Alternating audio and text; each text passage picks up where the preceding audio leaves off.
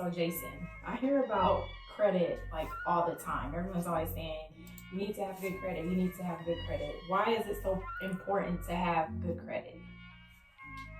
Having good credit allows you to it allows you to be impatient. You know, instead of having to wait years to build up a saving account to accomplish your dreams, you could use your payment history, get a credit score, and use that to cut the time in half and reach that goal a lot quicker. And it's a great way to basically leverage other people's money without you actually having the funds in your pocket. So if you have big goals of starting a business, buying a house, whatever the situation may be, instead of you waiting to save that money to make that happen, you can cut the time in half and leverage your credit. But if you don't have good credit, you can't do that. I would definitely recommend that everyone has good credit. That way they can reach their goals a lot more quickly. So like for me specifically, I don't have a lot of knowledge about credit. Like I hear everyone talk about it. So how does it actually work? Yeah, so basically what happens is a creditor, they offer financing, right? Let's say that you want to buy something that's $10,000. You don't have the $10,000. So a company, if they want your business, they will offer you some sort of financing. The financing they will front you the money for you to get the product, and you just pay a monthly fee. But a part of that monthly fee, there's interest attached to that. And then that's how they make the money off of that. So they basically make money off of you not having the funds.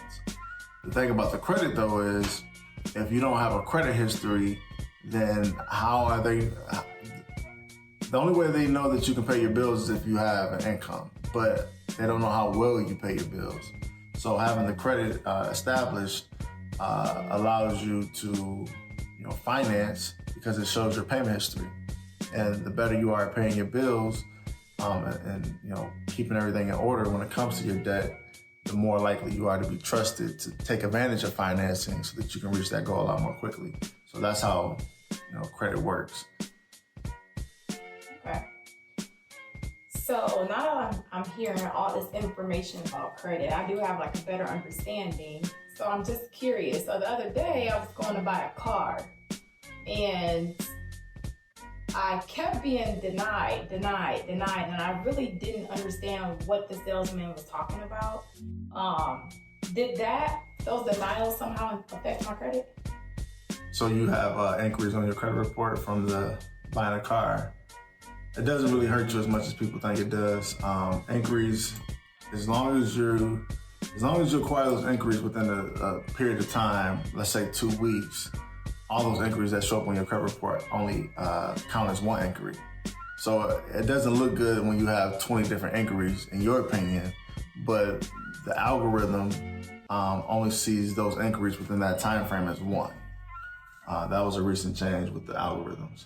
But I wouldn't worry about that too much. I would be worried more about, why did you get denied? Did you get denied because you have bad credit? Did you get denied because you're searching too often? Or because you have limited payment history? Those are the reasons you want to figure it out. And unfortunately, the car salesman can't tell you that. That's why it's important to consult with professionals before you make moves like that. That way you're guided down the right direction. So I hear a lot about, credit cards and different things to that nature. How can a credit card actually help me? In my opinion, I feel like it would make it worse.